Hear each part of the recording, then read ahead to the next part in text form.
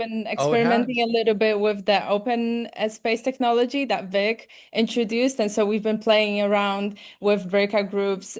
That we have two or three other people now in the breakout group that's focused on another topic. And we're going to be kicking off that call soon. That's going to be focused on different human system categories. And yeah, maybe one of the conversations in the breakout groups will be ontology between Stephen and Eric and other people. So bear with us as we're exploring that together. I think what we decided on for today's call, initially we were planning to have two groups. One would be the open space conversation, where we, explore different topics. And then if there's energy around specific ones, we have breakout groups for that. And then the other one would be focused on the resource gathering, which today's call is about that. For the ones of you that joined potentially for the first time, I'm not sure. This call series is focused on collectively building a regenerative neighborhood framework, which is essentially a resource library, a collection of different tools and guides that will help guide creation of resource resilient and intentional community land developments. And so we've been meeting for I believe 7 weeks prior to that. And today we will be focusing on exploring subcategories of human systems, which you can see on the Miro board. I'm going to drop a link soon. That's our workspace where we post all our thoughts and tools that we collect. And so for each main category of the framework, which we have five, we have two calls. So the five categories are human systems, that's today. The first one was ecology. Then we had hardware, which is built infrastructure. And then beginning next week, we're going to be starting economy. And the last one is technology, which is software and digital infrastructure in general. So we're going to be playing around with the open space technology today. The main call is going to be one. And then if we see that there's energy around specific topics, we're just going to be creating breakout groups for that, because we realize in the last calls that there's a lot of conversations that are valuable to be had.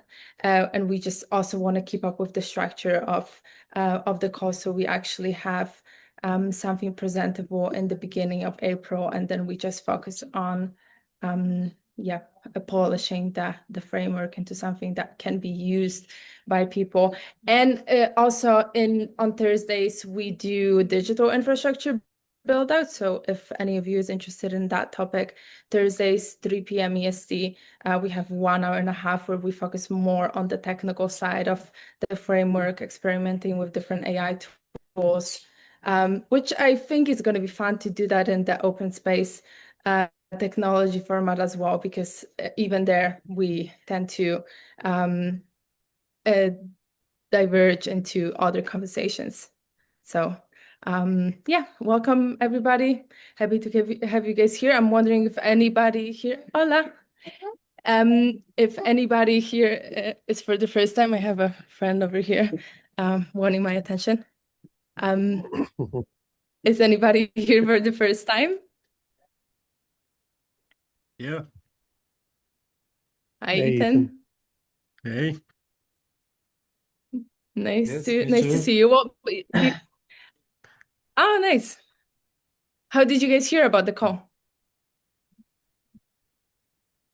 Um, hmm. I've heard of, is it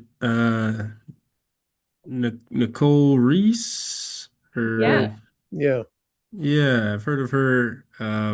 I know she's done some work with people I follow, like John Bush and Derek Rose, some of these voluntarist guys. And yeah, just always been interested in eco villages and permaculture and do some work in that space out here in Colorado. And um, yeah, just wanted to check out what you guys had going on. Okay, beautiful. Yeah, Nicole worked with us for a year and we're connected. Oh, So Oh, cool. you yeah, guys did, huh? she's doing Yeah. some amazing work in the space. She's hardcore. Like, Yeah, she's she's great. She's get her into this group would be amazing. Yeah. Yeah. Yeah. Well, she's always invited into any She's spaces that we're everywhere. in. Yeah. She's, yeah, she's the ultimate eco village lady, so we called her. She's great. Yeah, what's up, you guys? Sorry, we were in this other breakout room, success of the breakout room, having some great conversations with Ian. Oh, Stephen there was we in there go. as well. The other Stephen, there's two Stevens here. So welcome, you guys. Happy Saturday. It's nice to see new faces, familiar faces. We were testing for the previous hour this open room, open space technology that Vic has, really been helping us shape. And it's exciting. It's nice to see it in action. Um, part Oscar, before you go in, can you give Thomas permission to record? I think something Yeah, changed in our settings and yeah, we're like working with the settings to help with that. But can Hmm. you record now, Thomas? I just accepted No, the no, I permission. can't. But when you accept my request, I can record. I Oh, yeah. am not seeing Okay. any. I think I accepted it already. Yeah. Yeah. Okay. So I can for, record. for Thank those you. of you that are a little scrambled on what the heck's going on, we just finished that first hour and we're done with it now. And I'm going to let go of, the OST for now. We could do an OST for human systems, but with this smaller group, maybe not. Let's just, but slowly. Yeah, It's gonna be messy, and that was messy, and but you get some basic ideas, right, of how it might work, and yeah, I think it was great. Just as a recap of that, I'd love to share kind of like what it looked like. This was the OST, Open Space Technology, where we all arrived in one big group. We all kind of like chit chatted a little bit and saw where the conversation took us. And then two people had like a breakout group that they wanted to focus, drill down more on a specific topic. Ian, myself, and Steven were discussing, and Giuseppe were discussing Regen Tribe, how our collective is, forecasting the future and of regenerative neighborhoods and trying to prepare ourselves and the tools that we're working on and the community that we're growing. You guys are a huge part of all of that. And then, Vic, how was your breakout group? Did you get any traction in me, myself, and I in my group. there? Okay. So the three of us had a great conversation. Sure. Work in progress. We're going. Put some session takeaways on there. Yeah, and we decided, Sonia and I were talking about recording and how do we keep, we're not going to be able to do it in the breakout rooms for a while until we learn how to sub audio the breakout rooms. But Right. since everyone comes back like we are now, and they say what their story was and what their key takeaways were, that will be recorded, and at least that will be in the chat, for AI stuff. So we'll just phase into it, right? Yeah. It's going to take a while for people to figure out what the heck this thing is. So I like the structure of it because there's always a lot of good conversation. I think if everyone was a little better about using the Miro board, like for yeah, example, in our breakout group, I'm sharing my screen. We discussed, like where do people fit in that, how important the community members are, and then more about financial models. Like where can Ian was asking where can he see more about financial models and financing strategies. So I just put that as the takeaways. And if there was 4 other breakout groups, it'd be nice to see other people's summaries of topics. And I think that'll be really, really useful as well for the LLM at some point when we're asking it, right. But cool. Yeah, that was a great experiment. Part of me was thinking that the open space technology, like open conversation, could keep going. It could under the theme of human systems, but I don't know. Maybe it's enough for one. Right. And Oscar, I missed the financial model discussions, but I've got a fairly robust financial model for the Longevity project that I would be happy to share or go over with people if they're interested. Okay. Yeah. I definitely. So, luckily next Saturday we start with the economy discussion where, we've been trying different formats for these Saturday calls, which today we're going to continue with a little bit of the traditional format where it's here are each of the subtopics, and we just are going to take a few minutes to list solutions. I know everyone has on their mind in their bookmarks, in their texts, in random open tabs, different projects and links that they know of for a lot of these subtopics in the human systems. We're going to leave like probably 2 minutes per section. That'll be, there's like, I think like 8 groups in this. Let me see. Yeah, Sonia broke them all out already. Yeah, there's a bunch here. 1, 2, 3, 4, 5, 6, 7, 8, 9, 10, 11, 12, 13, 14, 15. Yeah, there's like 17 groups. So like, right, that 2 minutes each is 35 minutes already. We'll take some time to get links and gather, but yeah, I don't know how to balance the space between like, let's have open conversation, about these human systems, right? We've been talking about this for the last 2 weeks and more because we've been going back and exploring values. Last week, we got really wrapped up around the conversation of principles for regenerative neighborhoods. What are models that exist that are out there around this? And people shared a bunch of good resources. I'm sharing my screen, showing everybody that. Haven't started processing any of this yet because we put some focus this week into exploring this open spaces, technology concept to see how that can bring new topics to light and empower individuals to do more research and bring in more of their own pieces. So welcome everyone. Happy Saturday. That's a little kind of like wrap summary of what happened in the first hour that we were here. A few of us participated. Welcome to everyone that's joined now at 3 p.m. Today we are discussing human systems. I'm going to kick off with a small breakout group so everyone can have a few minutes with each other and share some updates with yourselves. There's a few new faces. Offmain, Ethan, welcome. Ethan's going to be sharing a governance tool today, right? The second Saturday is intended for show and tell, project presentations. Ethan, can you share a little bit about what you're going to share later? Maybe like a 1-minute elevator pitch? Sure. Yeah. So it's a document called Declaration of First Principles for a Free Humanity. It is a universal foundation of liberty, responsibility, stewardship, and coexistence. It is not a moral doctrine or political program or doesn't prescribe any worldview. It is a document to define the boundary beyond which authority becomes illegitimate, and more specifically to define what actual authority is and when is authority actually legitimate. Okay, interesting. Yeah. We were talking about jurisprudence on the open space a little bit. We didn't get too into it, but it was like one of the topics that came up. So very, very cool that this is something you're going to be touching on. Yeah, cool. Yeah, that sounds like a good one, a real good one. Yeah, yeah. Thanks for having me. That's going to be great. Yeah, welcome. So I'm going to do a breakout group quick. There's 1, 2, 3, 4, 5, 6, 7, 8, 12. Okay, there's like 16 of us here. I'm going to do like 4 breakout groups or maybe 5.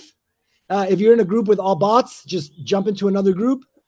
Let me close all of them and then I'm going to start new ones. And this is the general topic, human systems, what we think they are, right? Yeah, so today, again, quick summary. Today's human systems, right? Human systems and how they relate to regenerative neighborhoods. Living places that live in alignment, that exist in alignment with nature and in alignment with humans' best way of living. Whatever that means. Core needs met, higher needs met is a simple summary we've been using. This first breakout group is just to do a little intro of yourself, share something you're excited about, something in human systems that maybe is like very important to you or you've lived through before. Each person should maybe share. There's probably going to be 3 of us, maybe 1 or 2 minutes each. I'm going to do a 6-minute breakout group. There should be about 3 of you in each. Are you doing random or because I'm be interested in Ian and Ethan's group about authority. This one's going to go random. Just everyone do a little intro chat for 2 minutes with each other, and then we'll come back together and make some time for that. Okay, I'm assigning everyone automatically.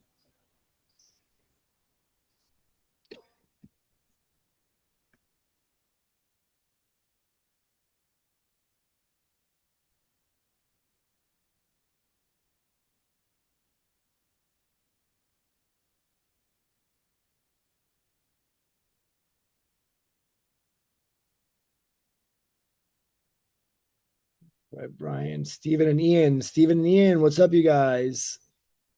Who else is in here? Othmain.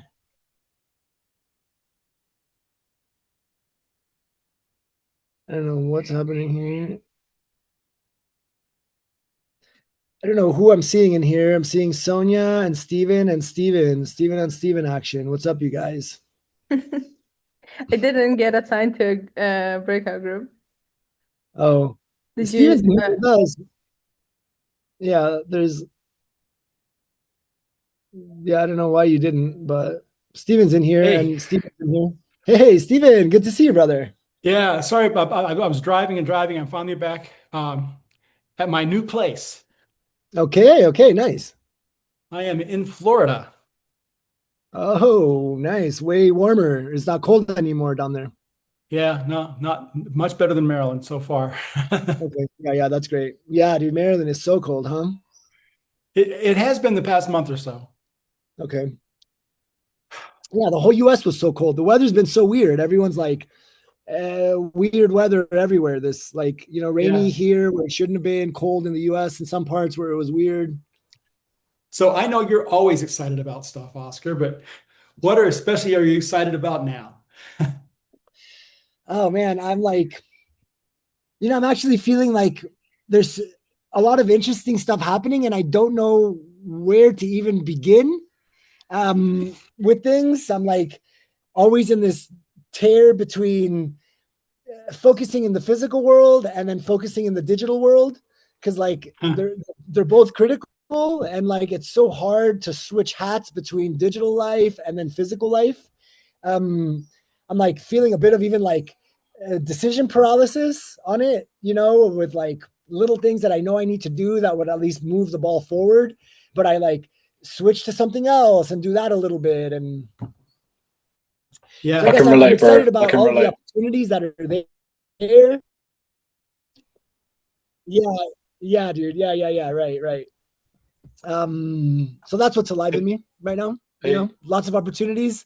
These calls are exciting. The most recent version of the framework that we extrapolated from the LLM and the resource and the data put into it is like unique, close to something we've been working on in the past, but still unique in some ways, in a more like real-time application process. Like ours was very mechanical, like you're answering questions to create your plan. This framework is doing more the like, how do you apply this in real life, and what is that journey like, instead of just answering questions on a document. So that's probably what I'm most excited about right now. That's cool. Yeah, what's up with you guys? Well, for me, I mean, I've moved to Florida. The idea being that I'm going to really do a lot of work on this real estate tokenization company for the next few weeks, trying to go from a concept to much more honest designs of how to do tokenization of real world assets like real estate and other things like that. So that's really exciting and also very nerve-wracking. It feels like a big leap. I've just left the place where I've lived for 32 years. Right. Wow. And I'm going to something else. I guess the other thing I'm excited about, for funding for Jevity, for the Austin project, right? So for a long time, I call it like 8 or 9 months, we've had 25 million approved for the project, provided we could get the next tranche of funds lined up. Sure. So we have a call on Monday with a group for the next tranche of funds, and we're thinking that we're actually either approved or very close to approved for 75 million. And this will be like a sandwich, right? So the 25 million comes in, you get that gets you the 75. With the 75, you pay back the 25, right? Plus a little bit of a return. And then we were able to acquire the property with the 75 and begin real strong design for this project. But once we have the land, the person who was offering us the 25 tells us they can get us the 500 to do the community. So it's kind of like a capital sandwich here. Right. No one wants to be and that first mover. Everyone's and scared so to commit. we're trying we have a call at 11 a.m. tomorrow to figure out whether I'm not tomorrow, Monday, to figure out where that's going. So fingers crossed, this may get us into Austin in the next few months. Okay, very cool. Yeah. Steven's designing a really big, large scale community focused project, land development. Yeah, super exciting. Yeah, a lot of good. Yeah, Ian, whatever Steven sends me is for sure, right? We'll be sharing this everywhere. Ian and I were exploring some ideas on, accelerating funding for the project he's working on in the Cook Islands. Has a super cool design. You should check it out, Steven. Yeah. I'd love to. What's the project? We're calling it Project Sunrise. And we got family land in the Cook Islands. Traditionally, Cook Islanders have ancestral rights to land, and it's kind of like land blocks have, up to 100 landowners and you have to kind of figure out, you have to kind of get their permission to do it. It's really exciting, but we're just kind of, I was talking to Oscar earlier, I'm like struggling with how do I finance this big dream? We've got family members donating $20 a month to Open Collective, but that takes us forever to get to like 10 grand, which barely covers the concrete. So we're just sort of in this really hard place where it's like, how do we finance this thing? But yeah, super interesting what you're doing, Stephen. Sounds epic. Well, the whole financing side for us has been kind of interesting. We have a lot of people that are very interested in what we're doing, and we've done a pretty detailed financial model to show that this actually would be a community that would be profitable if someone were to invest in it. It would show that we could repay a loan. It would show that an investor could make a profit off of the community while still making it the right kind of community, right? A community where people are valued and respected. Part of the reason I'm doing tokenization for real estate is we believe that we can do affordable housing through fractional ownership. And we've got a scheme for doing that we think is going to be pretty interesting. And it would turn on its head the whole idea of mortgages and the current financial structures for homes. I'm super interested, Stephen. If you don't mind, if I send you our architect's concept, I think that'll just kind of cut through, and you'll be able to sort of see what we're aiming for. Yeah. So Steve Streetman, like Streetman, @gmail.com. That's an email for me. And if you do that, I'll reply with the website for Jevity, which is what the place that we're pulling together, and cool. We can just start exchanging information. Awesome, that'd be great. Thanks, Stephen. Now, pardon my geographically challenged mind, but Cook Islands, I always think of that as like somewhere near Hawaii. Is that right, or am I completely wrong? Yeah, you're not too far. If you go, Hawaii's up here. Hawaii's kind of isolated, and then you come down from Hawaii, you get Tahiti, and then we're just to the left of Tahiti. Yeah, Tahiti's probably our closest neighbor. Okay. Yeah. We're smack bang in the middle of the South Pacific Ocean, pretty isolated. Yeah. Okay, guys, I'm jumping back into the main room, and we're going to kick off the resource stuff. I want to get some summary, so I'm going back to the main room.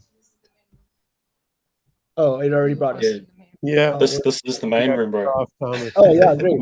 We're here. What's up, you guys? Oh, we were just in the main room the whole time? Yes. Oh, damn. Okay. Okay, welcome, everybody. We're special, bro. Oscar. Yeah, I see that. Okay, you guys, welcome. So I'd love, inspired by the open space thing, I hope everyone has access to the Miro board. Can you share a link to the Miro board? I'd love if everyone shared breakout group takeaways. Like in our group, we discussed a bit of finance, and we did some individual project updates. If anyone can put up, a card on something that they explored on the breakout room that was interesting, whether it's about human systems or not, all good. Financing land projects. Okay. All right, you guys. So human systems. We're going to dive right in. I'd love to start with just a few minutes of open chat. What human systems mean to everyone, what comes most to mind. I'd invite you guys here to take a card. If you're looking at my screen, I'm going to bring everyone over to my screen. I think we have someone to let in. 1 second. Okay, so if you're on the Miro board, I'm going to bring everyone to me. Down here, we're on the resource sections. This is going to be kind of like just a lightning round. I'm going to do like 3 minutes.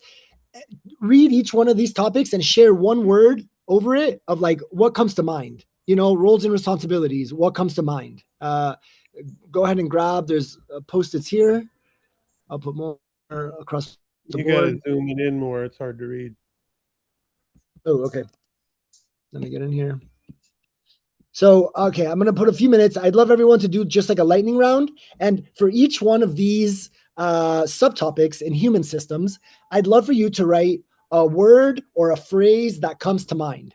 At the end, if you have something that you're really excited to discuss and share, maybe a project you've seen, something you've seen working or definitely seen not working, we'll leave a few minutes to share those things.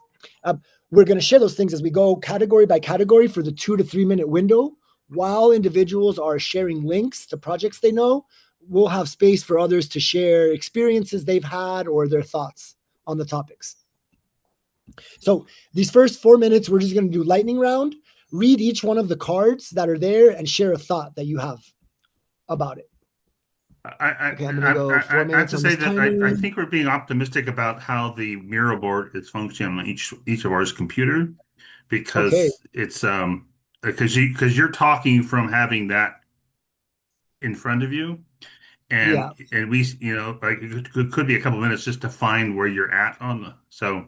So I can do a thing that says bring everyone to me, and now everyone should be on the same screen. That would be if you're on the Miro board. Let's see. Are you on the screen? I'm on the Miro board. That says sticky stack, roles and responsibilities. That's a beautiful. That worked really well.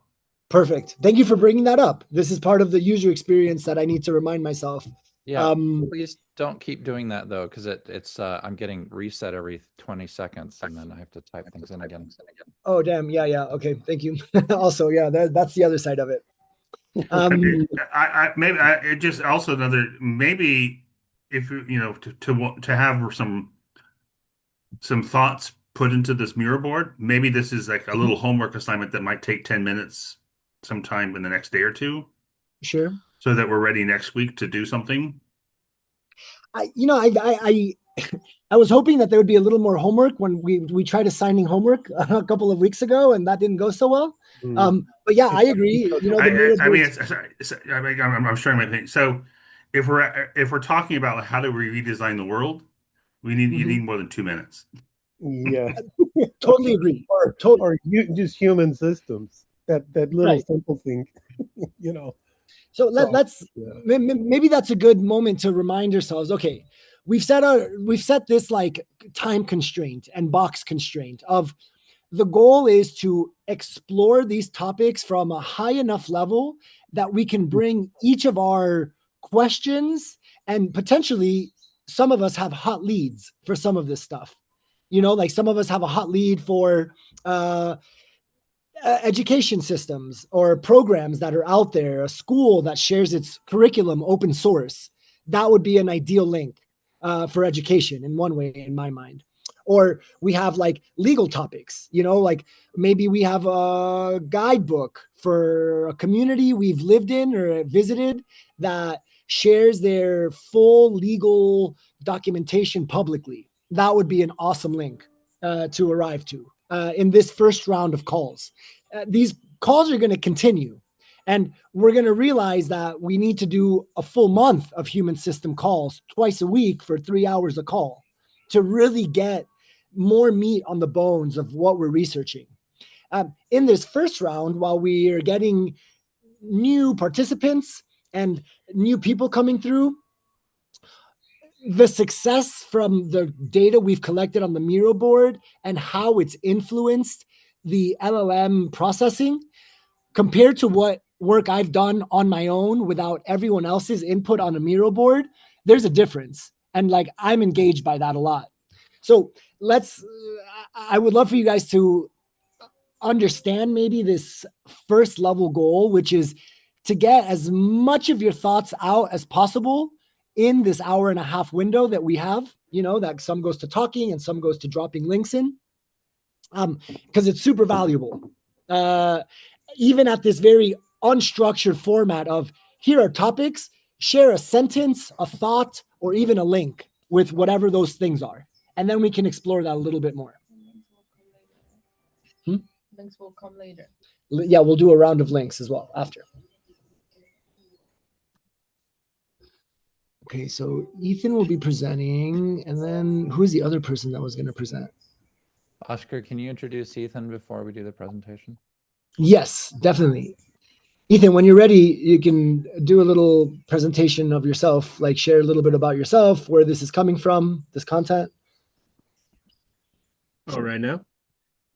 Maybe let's finish this round. Let's leave it 2 more minutes. Okay.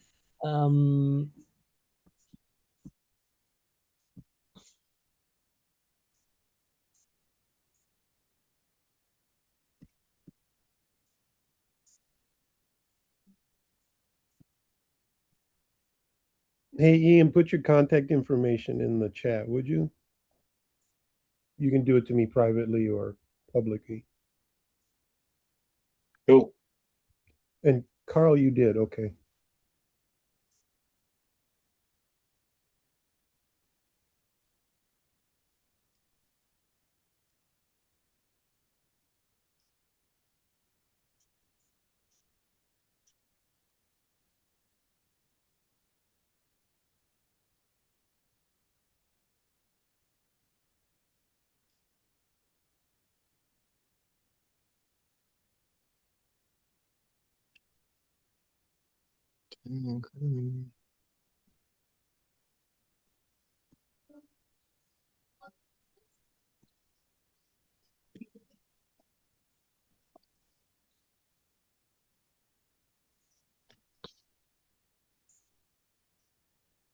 Okay, 30 more seconds.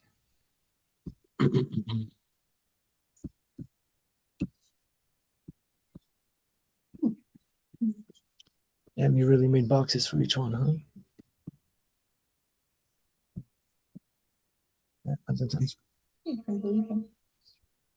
No, it seems like so much. Like it's hard to see. Well, yeah. Okay. All right, you guys. So, in these last couple of minutes, we kind of just started getting your mind flowing through these topics that are from combining thoughts with Chimera and other friends in our space that are designing communities, operating communities, building their own communities. We came up with this, list of subcategories to hopefully encapsulate what human systems means. I'd like to, now that you've seen these and thought about it, are there any topics that potentially you feel are missing? Something that isn't covered here or that maybe would merit its own subcategory?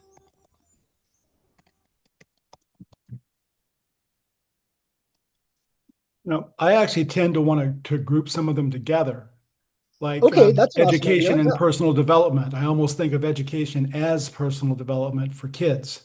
So, okay, interesting. Not that I don't really care to some extent, right? However we want to set it up as categories is fine with me. I just tend to think of those together. Yeah. Well, when we combine, agendas with Masterminding Eden and Chimera and Regen Tribe and our collective and what we've put together, we ended up expanding some of these containers. We had a few less, and now we have a few more. Because, again, in this kind of systems design journey, we all are inevitably and by design intermingling with each of the other categories, not just within human systems, but also in the macro categories. Okay, so yeah, so that's good feedback. Let me add this, that some of the groups should be, so I'm adding that as what is missing. So maybe is a better grouping. Maybe we can. And Oscar? Yeah. Yeah. So And I think it's because of the apprehension that we demonstrated last week on the topic. I think broken out from emotional health and other things, we need a topic just what it means to be human. Okay, cool. What it means to be human, sure.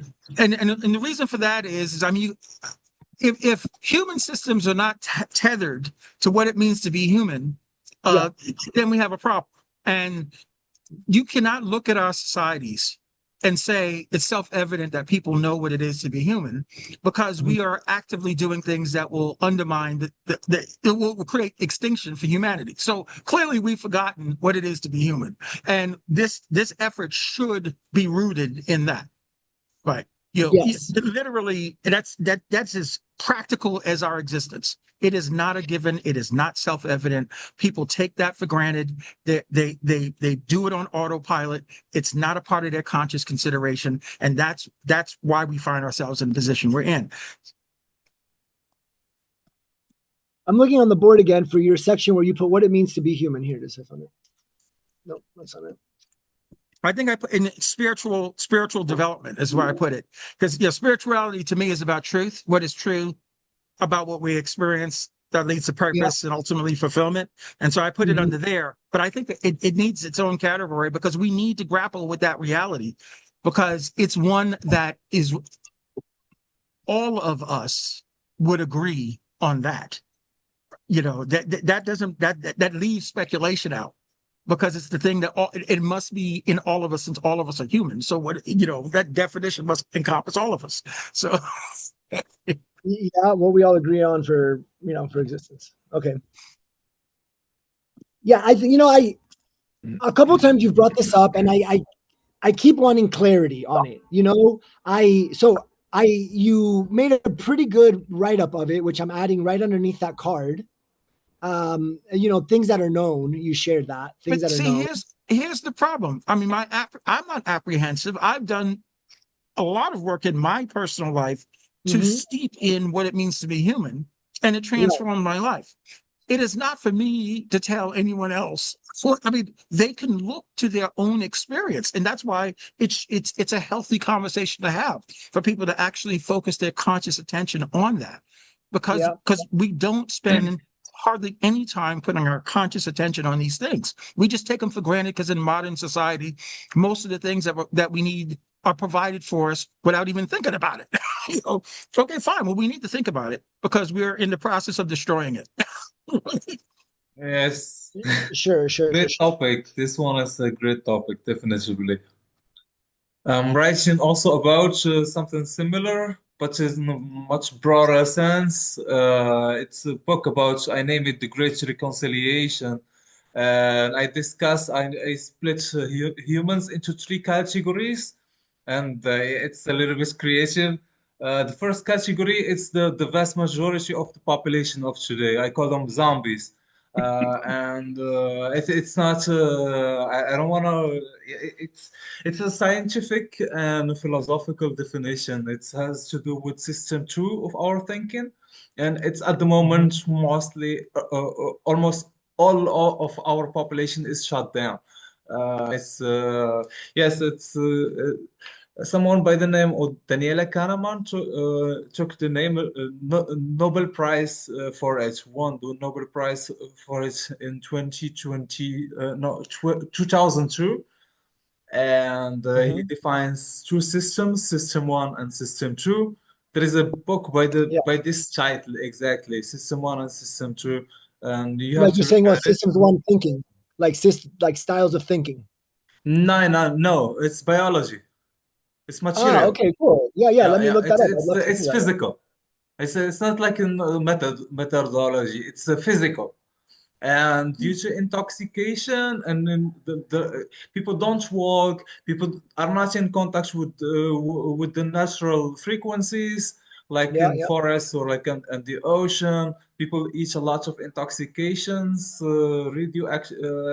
radiation, too much radiation, too much. Where I am living right now, the noise is extreme, and in all these effects provoke this system to shut down. And yeah, but there is the most important thing, which is to be a human. This is why the third category is the instinctively moral human being. Okay, I sure. think Can you this share a is link? one is important for us in this group. We have to create an environment because the human being is a product of an environment. It's not Sure. like the genetic codes. The environments create the individual, the human being. Yeah, sorry. Before the zombie apocalypse hits, I plan to get on Musk's rocket and head Yeah. take the We are already in zombies apocalypse. It's not in the future. It's already here. So I think Musk isn't a zombie, but so be careful. Can you share any links? Can you share any links to this like Nobel Prize winner, her research, like maybe just a Google, like with the name and everything spelled? Yes. Can you share that either in the chat or you can put it in the Miro board? I would love to see that and follow up on that. Actually, that seems pretty interesting. Yes. Put it in the chat. That'd be great. Okay, so the question was, are there any subcategories missing? We went into a little bit of a discussion about what it means to be humans. Yes. You shared a card here. I added some info here on the Miro board. Othmane, if you could put a little more info, that would be great. Better grouping of the subtopics. Okay, so we were discussing about like the ontology of something and then the taxonomy of something. And so this is the current taxonomy we're working with. It's these groups that you see here in this like add thoughts here. So to the right of that section, Sonia has prepared a space for each one of these categories. On the top, you're able to go to that category's specific tribes group that you can see the tribes networking platform. You can preview without login, or you can log in once you have your user ID. And you can see that group has a section where you can upload resources. You can have conversations that persist outside of the Miro board, and you can share specific documents, PDFs or books or guides, which is what we've been compiling on this website for the last couple of years. We have guides from different communities like Conscious Co-Living Manifesto, 7 membership questions community should address, community policies of a friends community in Mexico that's doing really well. And so that's what the Tribes platform is for. It's there to keep it more interactive. We're hosting link sharing on the Miro board as well. I invite you guys to do one or both or either. So it's 1356 right now. 1346 right now. 1546. Wow, my brain is so dyslexic right now. We have space to do 2 things for this rest of this call.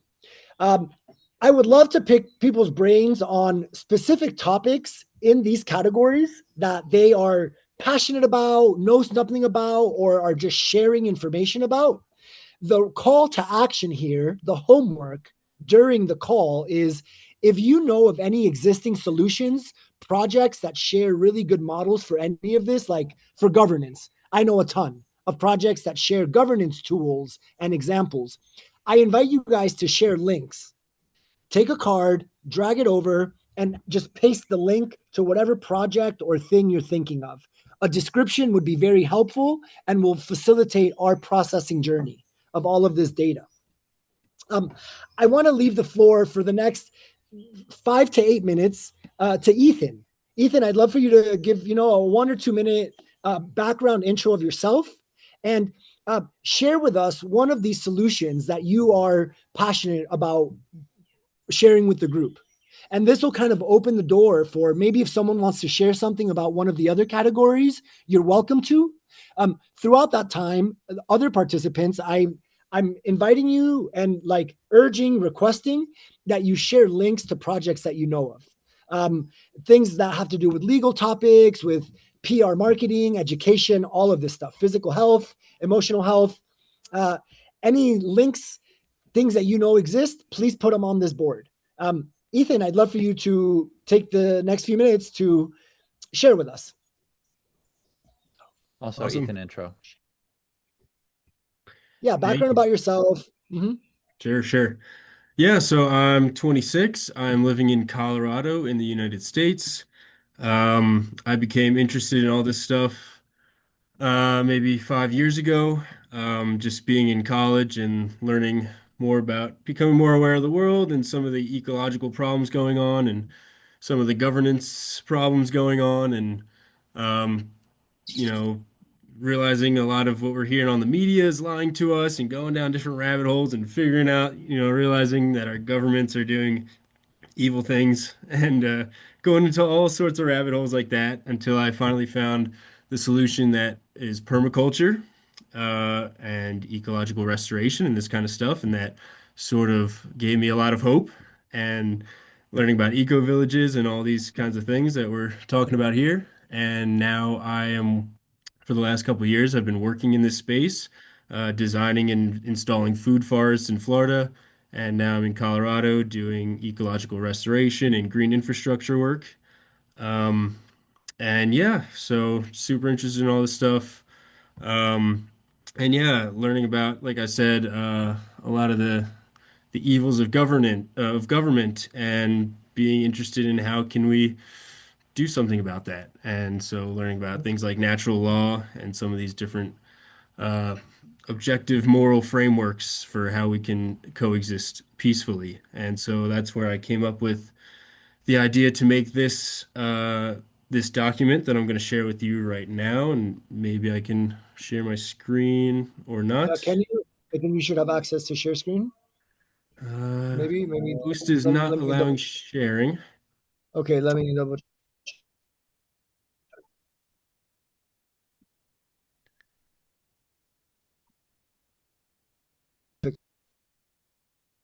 So once Yeah.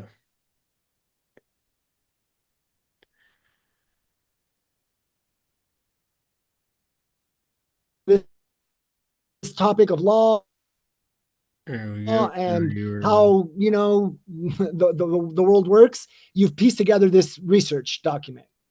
Yep, yep. And yeah, I've used AI to sort of help me synthesize a lot of these principles that I saw a lot of people were posting on your mirror thing, a lot of these principles from around the world. Sort of wanted to synthesize all that information to create a universal document that most of the world could agree with. Um, and so Okay. yeah, came up with this. I don't know if you guys can see my screen. Um, Will you share a link with this so we can go in and look at it and like? Yeah, I'll share a link with that. Yeah, maybe when I'm done talking, I'll share a link. Um, but yeah, first I'll just Okay. introduce it a little bit. So, I got a little just script here to introduce it to help me. Most intentional communities don't fail because of land, money, or vision. They fail because of power. Not any dramatic sort of power, but subtle things like unclear authority, conflict with no clear resolution strategies, founders who become a little egotistical, consensus that turns into coercion. Good values are not enough. Good people are not enough. Without clear limits, any system of governance, no matter how idealistic, can drift into domination. So, the real question is not what model should we use, consensus, sociocracy, whatever. It's what makes authority legitimate in the first place. So this document I'm sharing today does not tell you how to live, does not promote a certain ideology or governance model. It defines only the minimum conditions under which human beings can live together without domination. It is not a blueprint for community. It is a boundary for power. Um, the logic is simple. It says life and individual agency come first. Authority is legitimate only through ongoing consent, never birth, force, or permanence. Harm, not disagreement, is the only reason for coercion to ever be justified. So, like in trying to, protect yourself or subduing someone who's doing harm to somebody else. And the right to leave without penalty must always exist. Ongoing consent must always exist. Without exit, consent isn't real. So everything flows from these basic principles. Yeah, this matters for eco villages because we're trying to do something special, regenerate land, rebuild community, live with, live in cooperation. And a lot of communities, get the ecology part well, but they still seem to repeat the failures of the governance that we see throughout the world. Um, so Sure. yeah, I'll just Okay, so would you say this category falls under, yeah, legal topics of a community? legal topics, maybe that like agreements sort of thing. Governments, agreements. Okay, cool. Yeah. Yeah. So can you guys see my screen? Yes. Yeah. Okay. Legal's an afterthought. We have legal because we can't manage ourselves. So I Yeah. would say what you're talking about, Ethan, is before It's any. before. It's this foundation, the layer zero, they might call it in the tech world. So it's like before there's even a constitution of, okay, how do we govern? We need to get this part first. So this document first, it goes into the purpose, the scope. Like I said before, it's not a moral doctrine. It only exists to define the boundaries beyond which authority becomes illegitimate. Um, the preamble sort of lays out the logistical framework for why these principles exist in the first place. Life is inherently valuable. Life continues through action. Every living being has the freedom of action to choose how they live. Because we all share this condition of equal agency, equal dignity, no one is superior to anybody. Choice carries responsibility. To act freely is to become This is great. responsible. Like, Kevin, would you say this kind of like is doing a good job of defining some of those human truths?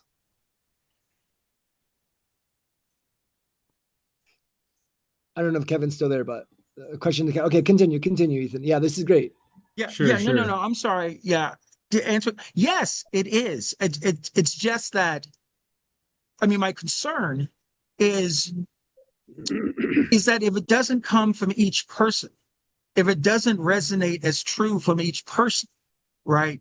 This is where the problem is. Is it if it's normative, if it's external, if it aligns with a construct, it may be a great idea and it may even be right, right? Sure. But oftentimes it's not. The way that we know it's right is it resonates. I mean, we feel it, that the hair goes up on the back of your neck. That's truth. Right. Okay. Sure. And so that's all I'm saying about, these kind of documents is a lot of work has been done. We hold these truths to be self-evident, on and on and on. Sure. Or like it's Yeah, important that each person does it on their own. So like maybe that. So Kevin, I get what you're saying. I agree. Yes, I think my follow-up question to that, and what I really want participation from everyone with, is how do we implement these things? So like Ethan, you're on the right step already. Like you've taken your steps to saying these are my truths about something, as I want to get involved with a group that has maybe some other truths that maybe I just didn't think about. And sure, that aligns with me as well. And that goes into my bag. And now that's how we can all share space together. Sure, yeah. Yeah, maybe I just can finish going through here and maybe some of your questions will please. be answered. But yeah, it's not supposed to, specifically answer that question of what does being a human mean to me? It's like what are the minimum conditions we need to be able to treat everybody as a human in whatever way they see possible. Sure. So yeah, I'll just keep going. So that laid out the foundational, okay, what do we all sort of share? And then it goes into the articles, and a lot of this is similar to, like the United States Constitution and other constitutions. It pulls from all sorts of, indigenous populations and our Constitution, all sorts of different things to create these principles that people and organizations should be able to use to say, oh, this system we have right now is not meeting these criteria of freedom or of respecting my consent.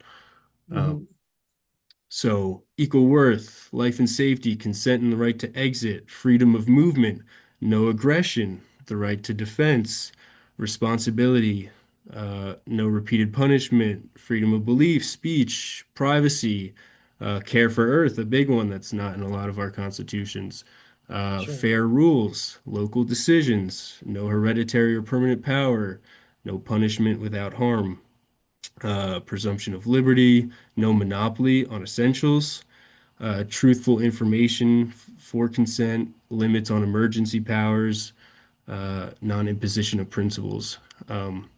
So yeah, a lot of this was also to act as a limit on, I mean, a limit on tyranny, is to be able to recognize, oh, this is tyranny, what I'm experiencing right now, and I have this framework to tell, like, lead me to that belief, Right. recognizing that. And then to really close the gap and make it, tyrannical proof is like, okay, how do we interpret these rules? It gives you different rules to interpret this document. And then, of course, definitions, because, in 50 years, people, when people like arguing, what does that mean? Well, here's what this means. And then a whole facts page. So what is this declaration? Different questions people might ask. How do you use it? Different things. So yeah, I can link to this, but I just wanted to sort of introduce that to you guys, and yeah, hopefully you it's look great, further into it. And so what would you say, what was the reason that this specific topic piqued your interest, that you felt driven to write this and piece this together? Yeah, I guess because I felt that, especially in the political sphere, a lot of people are just debating just just ideologies, and people didn't have a clear, I guess maybe more like there was no objective moral principles by which people were actually debating against. They were just debating their own sort of moral beliefs, instead of what what I think was actually, truthful to reality. Um, yeah, I guess just this moral, like, subjectiveness, instead of something objective. And yeah, I think there's just a lot of things that tyranny is creeping into all of our governance systems, and I wanted people to have a standard procedure by which they could be aware of it, like recognize what tyranny actually is, and Sure. yeah, just have a basis to protect against it in their communities. Yeah, it seems to be like a recurring theme now of like people's minds going to that in the US, which I totally understand. Okay, cool, man. Well, like, Ethan, I'm happy you shared this. It definitely goes now. So, like, I'm in the process myself as an individual to make sense of all of this information, what's alive in people. You wanting to present and share this. It's really great. My question now is, okay, and a question to the group, maybe. How do we, like, with this specific tool, let's say, Ethan, you put this tool together. How do we, similar with the topic you're bringing up, Kevin, of like, how do we define our humanity, each of us? Okay, my question now is, how do we put that into practical application? So, like, I'm creating this real life community, Community X. Okay, with Ethan, with this document you've made, my thought would be to use this as, maybe a guideline for how we're going to create our governance rules in our community to make sure we're not violating any of this and still creating something that allows us to govern ourselves and each other. I'd love other people's, ideas on how do we apply stuff.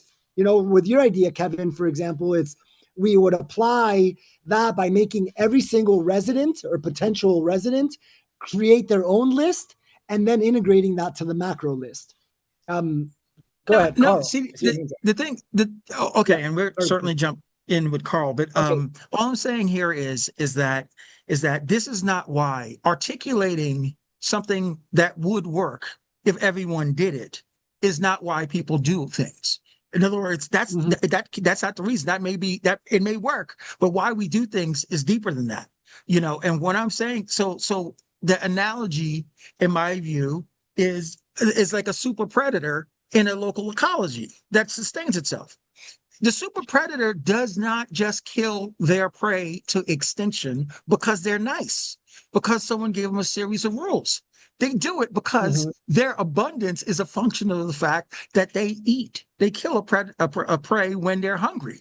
And the prey there could be many of them. They're not going to continue to kill and kill and kill and kill and stack. And that's it takes humans to be that stupid. But I'm just saying, right? Okay, why? Because the super predator is completely focused in on what it takes to be the super predator. Is that you have to have more prey than super predators. Okay, so all I'm trying to say here is the why is what we have to align. The why exists in all of us.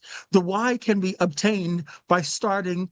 I put a survey, the most self-evident, a kindergartner could do it. I put a survey in the solutions under spiritual development column. Right. If you simply just go through the process of asking yourself, who produces the things you need to survive every day on an itemized list, it won't take you long because the pattern is self-evident.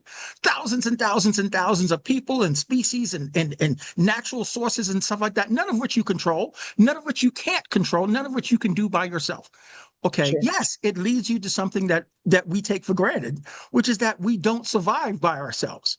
But we have whole societies based on this notion of independence. We have whole societies based on this notion of self-interest, even at the expense of the very things that allow you to survive. That's what I'm saying about humans and the mental capacity to create constructs that have nothing to do with how you exist. Let's start with reality. Reality is how we exist, and we can discover how we exist.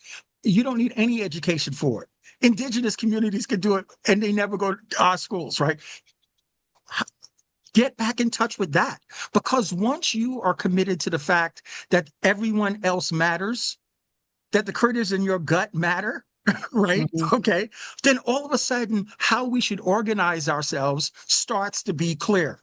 We don't ask the questions of how do we solve a problem only from our own perspective at the expense of the people we need. No, it becomes, we all are important. How can we work together? Oh, we all survive on the natural resources of this one planet, and there's no other planet for us. Oh, okay, that means right. I can't take all the resources for myself and leave half the planet. Okay, all those things become obvious if we remember what it means to be. Is it obvious? I would venture to say that even if people knew that, and that was like, the thing is like, that's pathology there. Now, I'm not talking about someone who understands what it takes, that they exhale carbon dioxide, right? They can't inhale carbon dioxide, and all the species right. on this earth that inhale the carbon dioxide and exhale, oxygen, right? Oh, let's destroy them all, right? No, that's pathology.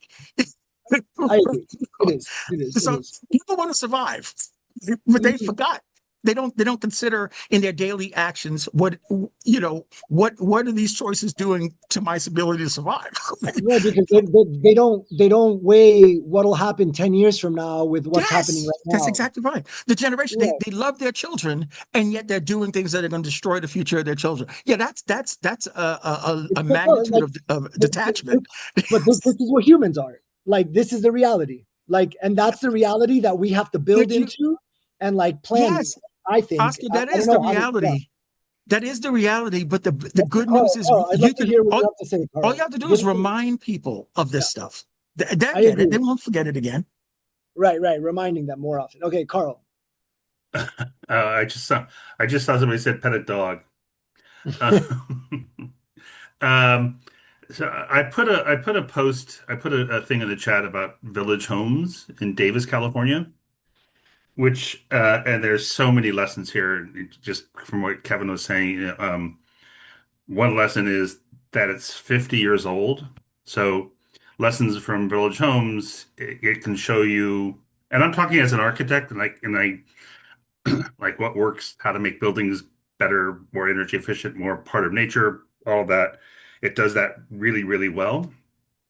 And as I indicated in my note, it's not just an opinion that I have, it's also an opinion from Bill Molson and Jeff Lawton. It's pretty reliable sources. And I can talk about the ecological successes which I think it should be like, this is like top 1 or 2, 3 things that a good ecological village does, and specifically integrated building, landscape design, water capture design, that reduces the microclimate by at least 10 to 15 degrees over the local economy. And that's a specific thing that can be achieved. And that's a good litmus test.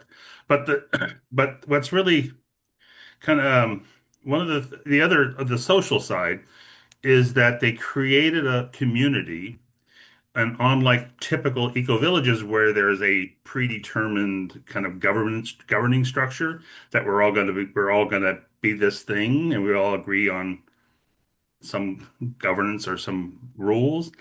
It it was defined more loosely.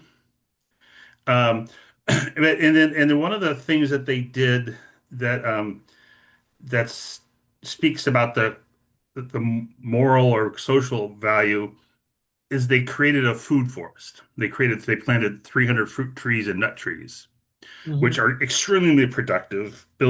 Jeff Lawton says he's never seen a food forest more productive than this one. Um, but and then in planning, in our planning world, people don't do that because they say they're stopped by the idea, oh, we don't want to put fruit trees because people will steal the fruit. So it's beautiful. They were not stopped by, they were more generous. Sure. And so what has happened is that now they have this tremendously productive food forest and fruit all over the ground. And this is an example of naturally occurring governance. So, 30, 40 years later, um, because there's so much fruit, people from outside the community come in and take the fruit. So the community had to create a system for how do we govern that. Sure. And this is just one example of so starting from a loose system, systems how they govern kind of accrue naturally. Sure. The solution is that was not put up fences and keep people out. They created a system where so people who live there have a green bag. And so if you live there and you're picking fruit from somewhere in this 60-acre development, so somebody knows that if you're having a green bag, then you are in that community and you can pick the fruit from that tree. But people who are not from the community, they're welcome to take the fruit that's already on the ground, which I think is also sort of commented in the Bible or something. So anyway, just a quick insight about starting from some really beautiful principles that are really open-ended, and then over time, some of these systems that they created to start with have evolved into other um, systems that were kind of, I think, what we're talking about. But anyway, that's mine. Sure. Okay, that makes sense. Ethan, I'd love your closing thought on thank you for presenting. Thank you for share the link to the document. I'd love your thought on how does this now, right? Because I'm fighting this. I'm enjoying this journey of doing the theoretical ideas. Let's all talk about what we can do and how it should be to, okay, how do we apply that and make that happen at my community X that I'm living in right now? I lead you with that question, Ethan. What would be your practical application of this document you shared with us? Sure. So I actually have a follow-up document to this document that is sort of like a field guide, like how to use this. Cool. And so I'll just read a little bit of that for a second. This declaration is not meant to be enforced by institutions or administered by authorities. It is meant to be carried by people. Its primary function is to help individuals determine when compliance remains morally required and when it does not. In daily life, the declaration can be applied by asking 5 questions. These questions do not require expertise, ideology, or shared belief. They rely only on lived experience. The 5 questions is participation here truly voluntary, or is it maintained through threat, dependency, or deprivation? Is the right of exit real, or does leaving result in punishment, loss of safety, or denial of essentials? Is harm being imposed, or is disagreement, refusal, or difference being treated as harm? Is authority limited and accountable, or permanent, insulated, and self-justifying? When damage occurs, is repair possible, or is obedience the only acceptable response?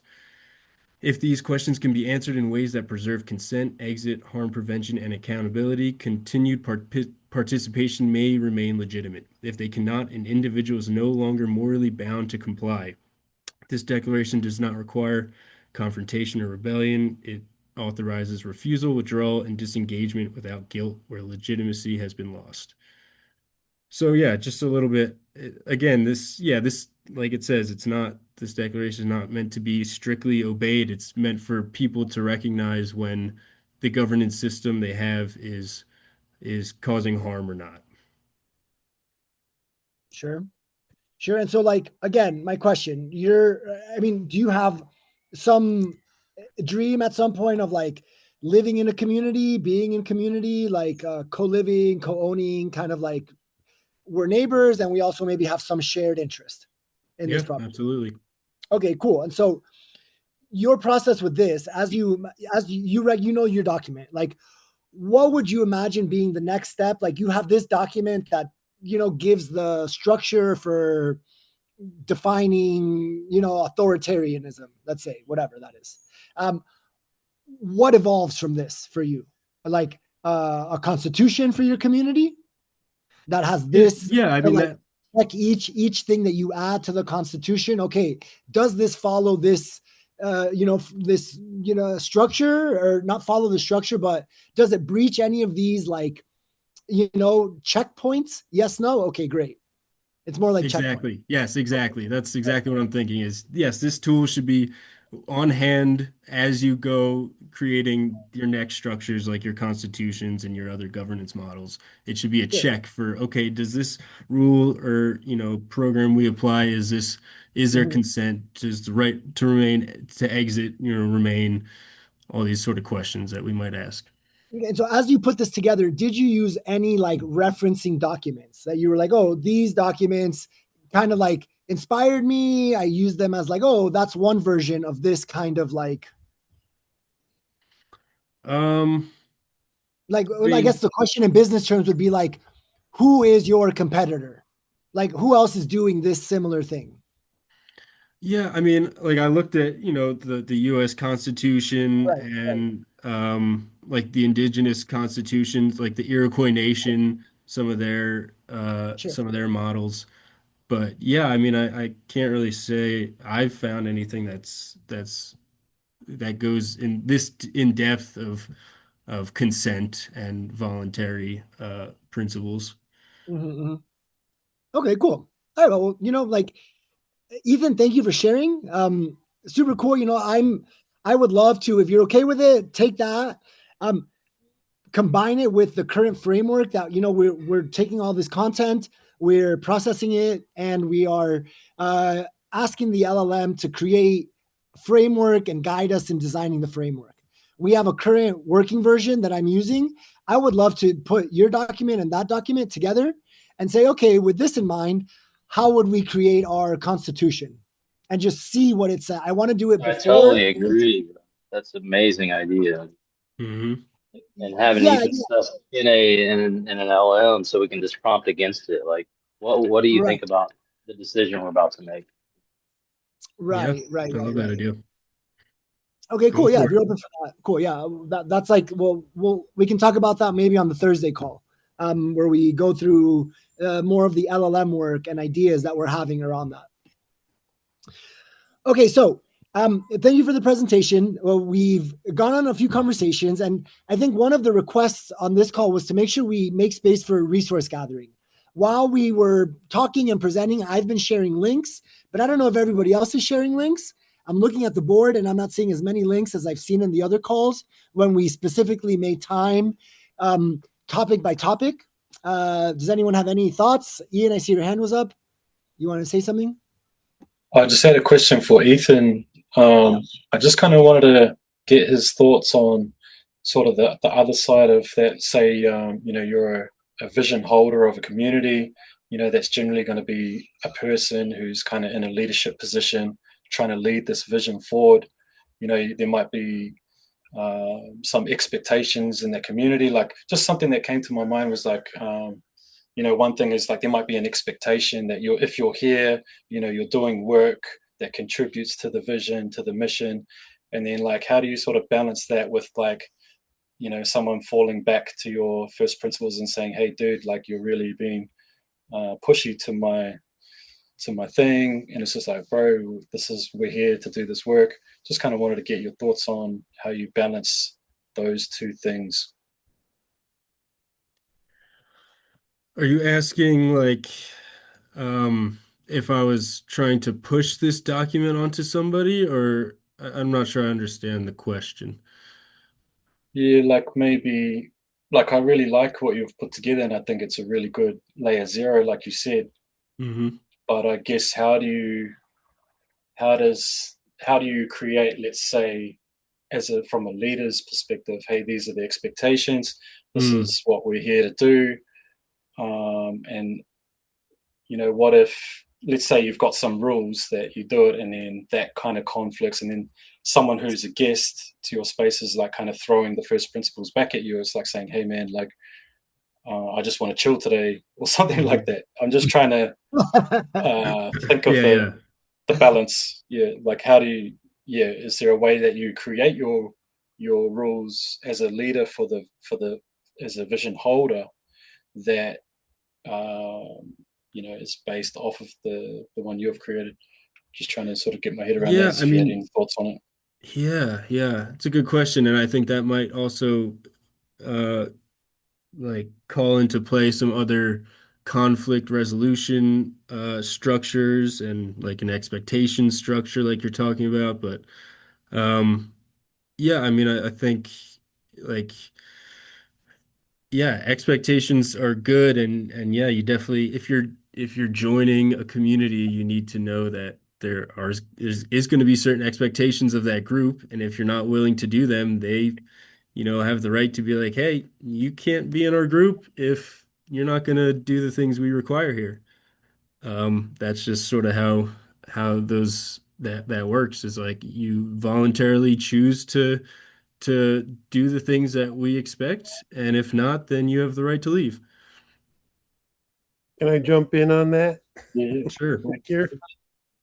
So I've been asking the question around that and how much we have been entrained that that's just the way we do things. What would it look like? And that is actually a singular hierarchy-based government, right?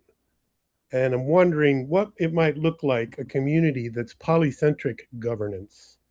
It has multiple centers of governing in the community as well as in the interjections of other communities.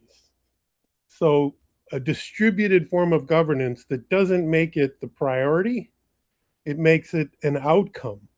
One of the things that we actually do a lot in every community group I've been in, we can't do anything until we get the governance thing figured out, and we have to write our constitution. And I think that's a stuck place for us. And I think that we need to actually leave that behind to try something different if we're truly going to try to generate this so-called regenerative or new way of living. So my thoughts, any input, anyone? Vic, did you use the term multi-scale? Did you? Multicentric. Multicentric. I've used fractal scaled, and that's but either one of them. But you just now you used the term multi-scale, multicentric. But scaling. Just to clarify what you said, because I think you're really, I think you're just want exactly to be clear on scaling has to actually be fractal based, not linear based. So that's a key thing, but it's another long topic. Because I'm actually just typing a note about that, which is again, an example within Village Homes, and also a pattern you see in Uruguayan community design. It's a multi-scale social structure built into the fabric. So anyway, more on that later. Okay. Okay, so Ethan, again, thank you for the presentation. It started some interesting conversations. Go ahead. Sorry, I just cut someone off. I'm just wondering if there's any thoughts on that. I didn't want to throw a pan in the face. Has anybody ever thought about it? Okay, can you ask the question in what's like the direct question, Vic? I think I lost the context of the question. What would a distributed or multi-centric governance system look like? Distributed or multi-site. So do you mean that there's many decision makers for the final decision, or would you, or is this is like decisions are made on that side of the world because I have nothing to do with it, so I'm not even involved? I can imagine a dozen different governing groups within a community, each making their own decisions, not having to go to the boss at the top, which is this committee we call the governing committee, which ends up generating lockdown in every community I've ever seen. Right. Yeah. Is that similar to, I don't know, sociocracy too much, but I think it's similar to what Justin's putting in the chat, like councils or different circles. Each circle is representing a different department of, what needs to get done in that community, your ecology, your whatever infrastructure, these different departments, and each have like a representative that are in those circles. So yeah, distributed like you're talking about. Yeah, it's also delegated. I've had 2 years of training on sociocracy, and that's very useful at the local scale. And at the network state scale, I would turn to Modern Polity and Audrey Tang's Sortition and Citizens Assemblies, which is available on GitHub. Where is that? Could you put links to that, Dr. Brian? I'd love to see that. Yeah, it's GitHub. I put it already on governance. In the governance section. Okay, cool. I haven't read it to the yet. GitHub, and then Sociocracy for All is a good reference on the Sociocratic Circle method and consent frameworks. Okay, modern polity, cool. I think they both improve on traditional representative republics. Okay, nice.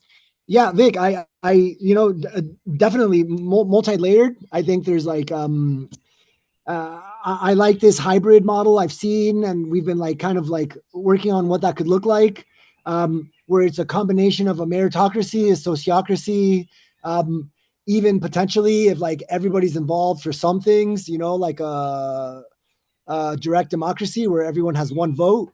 But I understand that's definitely a bottleneck with things. I think the most successful versions I've seen is the one macro vote where everyone's involved is in voting in decision makers for those councils or those circles that own a decision. But once those councils and circles are selected for whatever length their period is, they have the, let's say, authority to decide on things that are about that specific topic. Like if they're the sustainable systems circle and we're deciding on the water filter that we're changing water filter companies for whatever reason, then they would have the autonomy to make that decision. Right? You're saying the opposite would be that they would have to bring that decision up one more round to whoever the circle is. Yeah, right. Yeah. But it's also an added caveat is we don't use the term government as to what it actually means. So, just as an example, in mechanics, a governor is a control valve that feeds back the flow of, in this case, the community. Its ruling or its policies are generated by comparing the difference between the principles, higher level than governing rules, the principles and the practice. And if they become dissonant, the policy loop back, or the governance, the governor, provides balance. It doesn't make the decisions.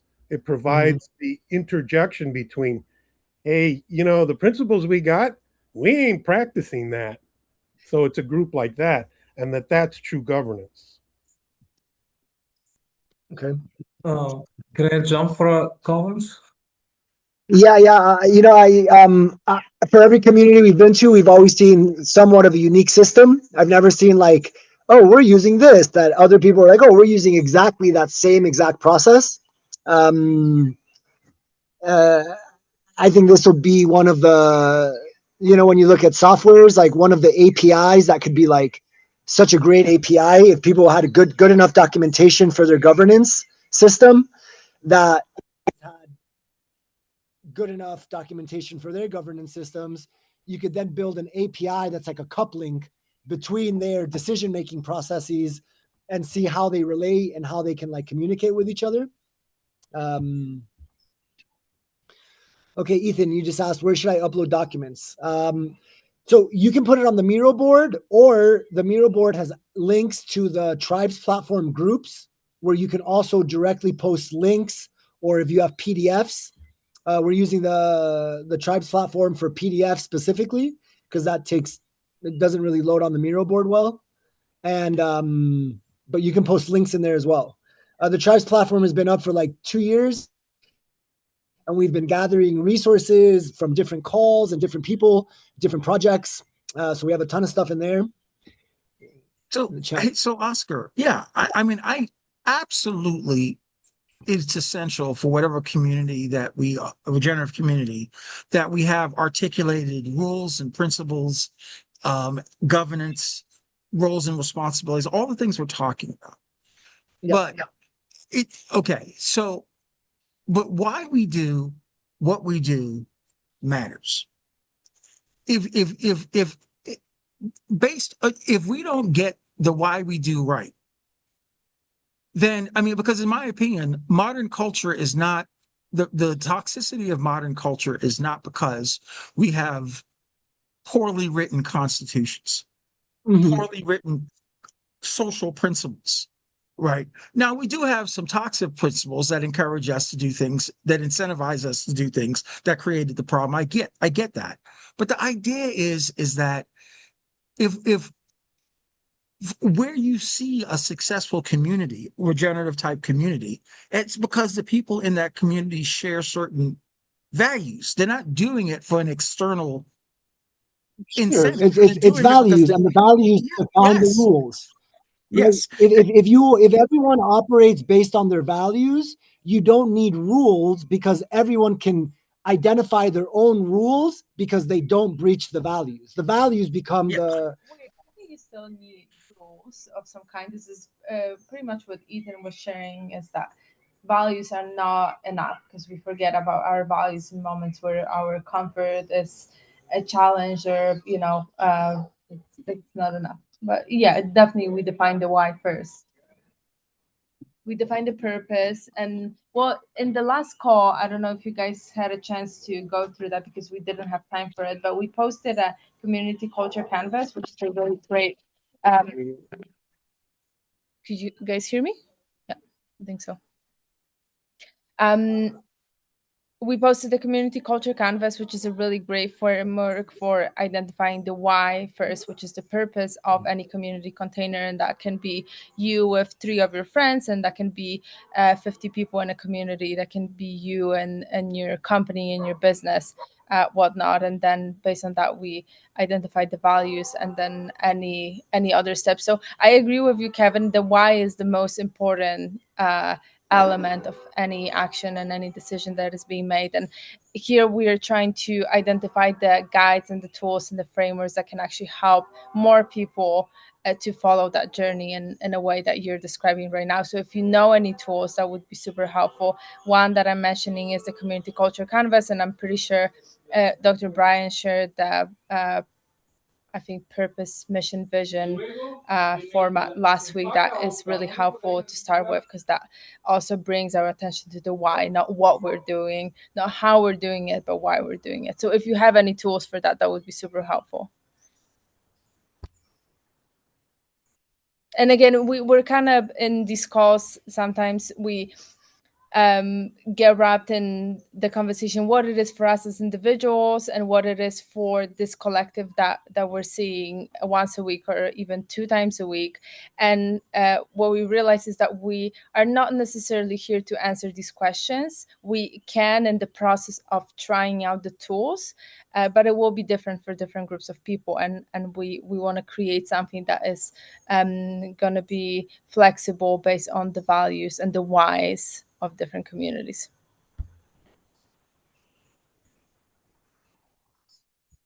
Does that make sense, Kevin?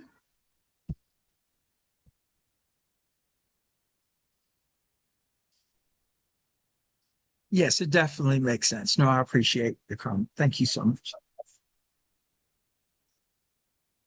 Okay, beautiful. So it's 4:30. I think one of my Kevin, so I lead this by saying I agree with all of the things that you say, and I not just having personally noticed, but I've now, I've been processing the transcripts of the calls, and even the transcripts point out that this is a topic we keep bringing up over and over and over again because it's important. I understand. I think for me to feel good about this topic, we need to do a practical application. I guess I'm just like a learning by doing person, that when it's just theoretical and I agree with what you're saying. We need to define the why. How does that embody between us as a group? I would even like to do one call where all we do is that experiment of how does this request and this, design metric that you're right. If we're a group of designers right now, we're all putting tools into a bag that'll help this robot do its thing in the future. And so I would like maybe to experience what that looks like for us. Even if it's just me and you, Kevin, or a couple of us on another call where we do the physical exercise of what does that look like? Actually, I'm asking you, what does that look like, Kevin? Of well, what it looks like, and we can do it, and it's not long and it's not hard. The idea is before I actually put my conscious focus on what it means to be human, which I lived decades and never did that, right? Sure. My defining virtues growing up in the United States were independence, freedom, self-interest, and competition. Those are my defining. I mean, I felt like as long as I competed fair and square, whatever I stacked in my corner, I earned that no matter what it did to the person down the street, right? I didn't worry about defeating them because that was a fair competition. Someone wins, someone loses, right? On and on and on. And then when I realized that, oh, okay, that person down the street, I can't survive without what they do, then all of a sudden, me competing against them felt toxic. How do you compete against the hands that serve you? All of a sudden, my values shifted to, oh, okay, we all matter. So, okay, how can we, so maybe competition is not the way. Competition is a survival technique, but when there's enough for all of us, if that's the method by which you distribute goods and services, you wind up hurting the hands that feed you, right? Okay, so all I'm saying is going through that basic, simple process was transformative because I'm not suicidal.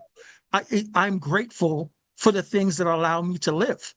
Right. So maybe this looks like maybe the objective, or the embodiment of this is like a workshop that all all right, again, I'm trying to create a framework, a template, an instruction manual for someone to follow. So maybe this, you're putting a piece of knowledge onto the board. I want to make sure that piece of knowledge doesn't just evaporate in conversations on these calls. I want to make sure that gets codified into a feature and function on this program that we're building.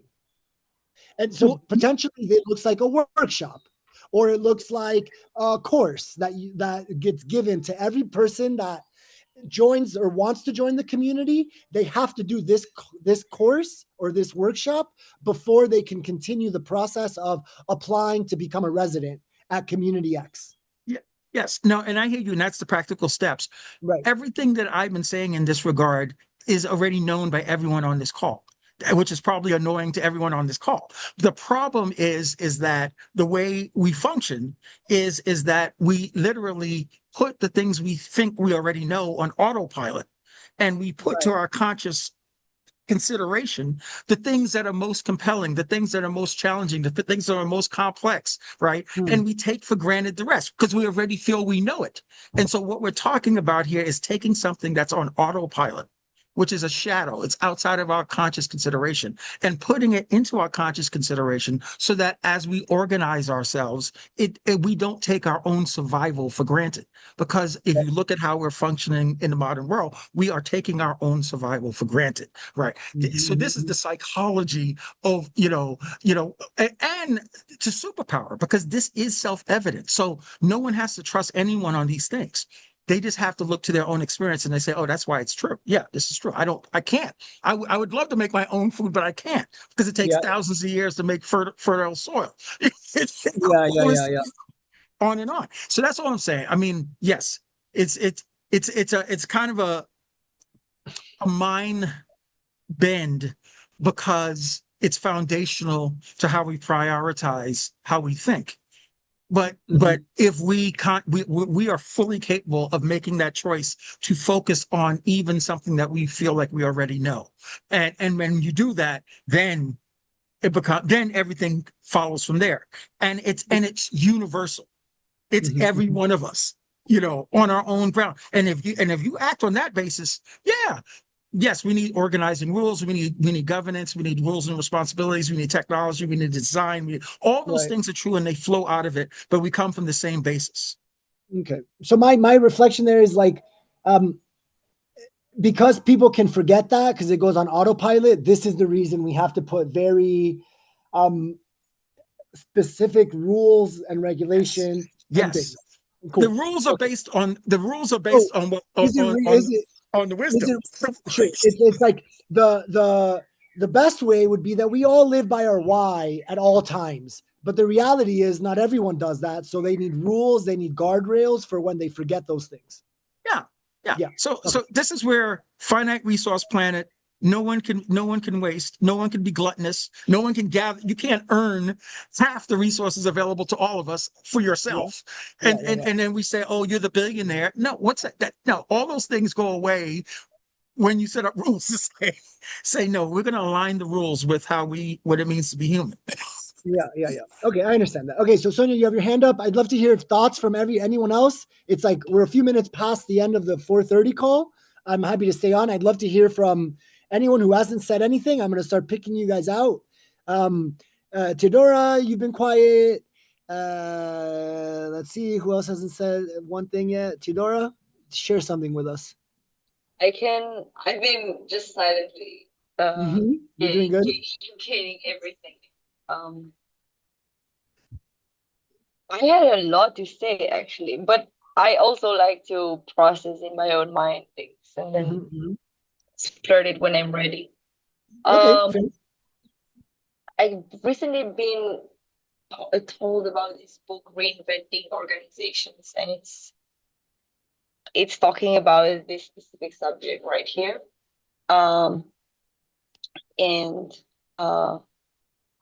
Sorry, my brain is a bit foggy. Yeah, it's okay. It's okay. I guess maybe the closing thought was, you caught a few things. Did anything catch your mind? Was anything like extra interesting, or maybe that you were like, oh, I had a thought about something that you wish this went into? I hadn't thought about this thing, like there's no society without the constitution and without laws. That's literally what it's gonna keep it. Like a law can be no pedophiles. Sure. We cut off your cock simply, or like you get banned, or whatever. Like nobody has to really suffer it. You have to have this thing, and like it's not for anybody's. I don't know, like it's not for people to feel like judged or disregarded or not part of the community. But there's gonna be so many communities in this world. That's the whole point, so that we decentralize things. If you're banned from this community, you can go next door, and we still have the same grass. So I feel like there will be a lot of difference between everything.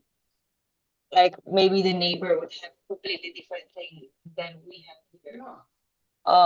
And many things will overlap, and eventually, I don't know, some people might choose sociocratic way of doing things. Some might be more rigid, like a holacratic way of doing things. Some would like just find middle ways of doing things.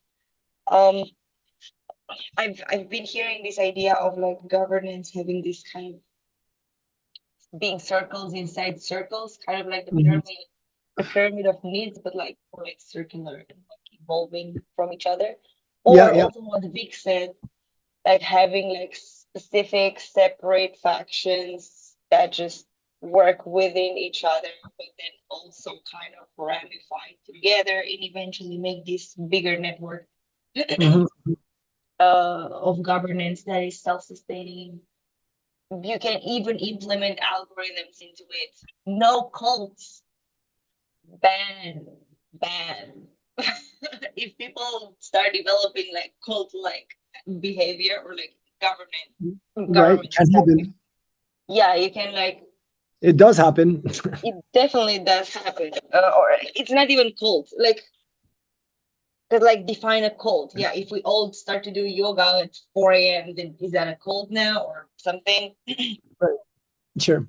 But yeah, everybody can kind of like design their own blueprint. But yeah, I feel like there need to be some specific rules in place, very like broad. But exactly, yeah, like no hoarding, developing stewardship capabilities instead of ownership. Yeah. Creating connection with the land and the self and the other humans. But yeah, I'm with you guys. Okay, cool. Yeah. Thank you for sharing that. I just wanted to create space for each person to be able to, put their thoughts out there. All of this is being also, we're going to have the transcript of this, which will be fed into the LLM. Dr. Brian, you have your hand up. Go ahead. Yeah, this week I've been connecting with a number of groups. The Regenerative Currency Federation works on community currencies, and I realized we didn't talk much about that. But that's a form of community membership and agreement. Sure. And it also enables with OSWAPs, they're able to move from one community to another with, exchange of value and whatnot. I was just on Thursday at Belbunya, a regenerative community, and we're hoping to install energy storage there, battery storage, and that's going to be a community resource for abundant energy that I'm enthused to bring together. And then today I'm going to have an engineer architect come over, and he helped to pioneer Hemp Block International, and now he's working on hemp lime SIP panels, structural insulated panels for affordable housing. And so these are all prefab approaches. He's looking at establishing factories in the US and Australia. And so we're building a network of hardware tech and human tech that we hope is going to help to bootstrap regenerative neighborhoods. Thanks. Okay, nice. Like these products, you think they'll be like Australia focused, or will? Not necessarily. I think when I spoke with Johan yesterday, he indicated there's a large supply of industrial hemp in the United States because of the glut. And so the raw materials in some ways are highly available in the US. And that's a good start. I mean, it's like a lot of these blocks are 84% hemp and 15% lime and other pozzolanic materials. And they're very, very light, and they're really R40 and great sound insulation, all sorts of other things. So it makes for a great affordable housing, and we're looking forward to seeing how we can integrate that into best practices. Okay, cool. Very nice. Yeah, where can we, like, is he sharing his journey anywhere? I think part of the thing we haven't been doing. What is it? Hemp Block International. Hemp Block International. Okay, cool. Yeah, I've seen a few ads for hemp blocks. I wonder if it's the same company. Maybe not. Okay, cool. Yeah, thank you for sharing that. Yeah, it is international. I think they're made in Europe right now, but nice. It's getting franchised. All right. Thank you, Dr. Brian. Othman, you have something to share? Yes. Oh, 1 second. Am I saying your name correctly? No, you're saying this wrong. How should I say it? No, Atman. Atman. Okay, great. It's the French wrote my name with the A. Atman. Yeah, right. Silent H. Okay. Let's get very serious. I'm writing a book since I've done several years of research independent. I'm writing a book And here I send the link in the drive. It's a summary in audio form of the draft. I'm still working on it. I need 2 months or 3 months in order to finish it. Okay. And the first part of it may be very interesting to you and to Kevin, because in the first part of it, it's 4 parts in the book. The idea behind the book, it argues that at the end we need to create hundreds or thousands of regenerative villages. I call them holistic settlements. I come from engineering background, so regenerative is a new word for me. And the first part of the book, I speak quite a lot about urban neurosis and about the zombies and vampires that we are, yeah, just listen to it. It's 25 minutes and it's a summary of it. Just thought I share it with you guys. Yeah. Okay, nice. Othman, do you have a written version of that I could go through? Transcript. Transcribe it. Yeah, I'll transcript it. That's true. Yeah, that's good. Yeah. Yeah. I will definitely. I'm in the Telegram group. I will share when I'm a little bit further.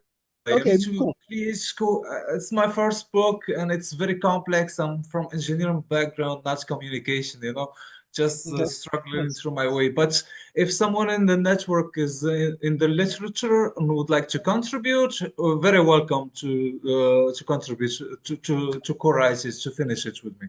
I'm very open for that. If you know someone in the group, yeah. Isn't there's a program that you can use to transcribe it just from your, if you have a recorded version. Yeah, there's a lot of solutions out there. Okay, you guys, so it's almost 5 now. Any closing thoughts? Anything anyone would like to share? I'd love some reflections. We're consistently iterating on structure of calls, how participants engage. We added now this hour at the beginning where it's more open space, which was really unique, and I'd like to keep exploring that. We'll be doing that again next week, starting at 2 p.m. EST. I know that's early for the Australians. But we'll be here post that. Any feedback, any closing thoughts, you guys? I'd love to hear from you.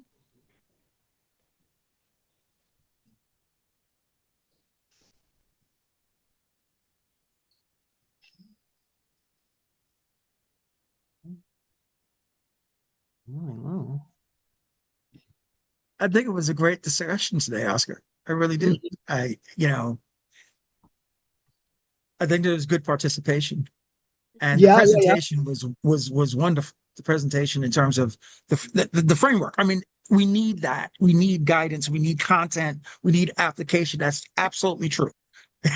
Yeah. Ethan, I'm really grateful for that. Because right now the process is we all come on the call, we all put little dots on the map, but it takes a level of energy to turn the dots on the map into a working document, which you've done. So thank you for that. Which speed tracks a process now that all the dots that we've been putting on over the last few weeks, we have a bit of a working product now. Again, not perfect, not the final solution, but a solution that I'm excited now to blend with your working document. Also, Kevin, when we brainstorm a little bit more on the thing Sonia shared in the chat of what would that exercise look like? That'll be a final doc that looks like the itinerary for a workshop, or even just a form people have to fill out that we then also integrate to this framework. And it starts growing based on each person's contribution. It starts with our ideas on the call, but then the next level is definitely now a more finished, productized version of our thoughts and our desires and our explorations. So thank you for setting that trend, Ethan. Great job. Yeah, thanks for having me. Thanks for the work you guys have done in putting these tools together. I'm super excited to dive more into it. I haven't put in the time yet, and there's a lot there and a lot of good sharing going on. So super cool. Yeah, thank you, man. There's so much stuff out there, and really it requires just everyone being like, okay, that's what we're going to work on. Cool. I'm going to hold these pieces, and then all of us sticking our pieces together. I think this is the process that we're figuring out with these calls, what that looks like. So far we've gotten a bunch of good resources, and that's been progressing in a positive way. I'm grateful for it. I'm grateful for all of you being here on a Saturday. Right. I ended my last mass text to groups of if not us, then who? And it's just the energy that's coming from me as I sometimes step into these calls and I'm like, oh, I don't even know how it's going to be. Are these calls really useful for people? And it's the space that we're all holding together to figure out the next steps as we all work on our own things and as we all make a connection with each other. That I feel the more connected we are to each other, the more likely we'll be to do more work with each other and for each other. The document I asked you, you're like, oh, I already have how to use this document paper, which is great. I'm excited for it. I downloaded the thing you shared. Thank you for putting that up. I'm also going to share it in the tribes group. Oh, I already did. Actually, it's in there already. It's in the governance group. Yeah. I'm not too sure how to use all this yet, so maybe you can just help me upload that where it needs to be uploaded. Yeah, it's just like a forum, there's a group for governance, and I've just how on the Miro board there's spots. I just uploaded it in the group for governance. Okay. Okay, cool, you guys. Any other thoughts? Any goodbyes before we go? I'm gonna leave the. I keep on one quick to kind of responding to Ethan's comment. Maybe you're quite far along. Maybe if it's not too long of a exercise, is to create a bit of a roadmap, like a letter-sized roadmap to the Miro board or kind of where you're at. Okay. So people who come into the conversation can quickly see in a few minutes. A little more onboarded. Okay, great. So maybe part of the journey is on from 2 to 3 p.m. That's kind of what that open space is going to be. A little more of an orientation. One of the things we noticed is new members came in, and we wanted to keep with the momentum of the working group, and we were losing a few new participants because they weren't asking enough questions, or they felt a little bit shy to be the new ones in. So this is, I think, part of the goal of the 2 to 3 window. I made a little video today. I'm going to make a much better video explaining the Miro board and how it works and how people can integrate more. Yeah, definitely. That's good feedback. Cool. I'll just say to Kevin before we leave here, thank you for sharing your thoughts. I'd love to discuss more of what it means to be human with you, and some of these principles you're sharing are very similar to the things I directly address in this document. So I just would love for you to read that and give me some feedback. I absolutely will, Ethan. Let's definitely connect offline. I'm gonna go ahead and you put my contact stuff in the chat for you directly. But no, it was a pleasure. It was an absolute pleasure. Cool. Yeah, and anyone who reads it, feel free to reach out in the Telegram or wherever. Happy Saturday, everyone. I'm adding, if any of you are not in the Telegram group, the Regen Tribe Telegram group, can you drop it in there real quick? Can I drop? The Regen Tribe Telegram group. We've been having a lot of conversation. I'm part of my excitement is waking up and seeing what everyone's writing in the Telegram group these days. We started a whole new category in the group for the digital twins. That's already growing a mind of its own. So that's pretty cool. Grateful for you guys. Happy to be here. This will continue. So again, next Saturday, we'll be going from 2 p.m. to 3 p.m. and then 3 to 4:30. Thursday, we'll be doing the LLM call again, same 3 p.m. to 4:30. Okay, guys, we'll chat soon. I'll do my best to write a summary in written of what's been going on so far. We're at the halfway point of the calls right now. So I'll do kind of a summary of what we have so far, a little bit of an index I'm working on, and that hopefully can bring everyone up to speed and give everyone a better map of what's out there for us. Bye, all. Right. Great hanging with you. Much love. Bye, guys.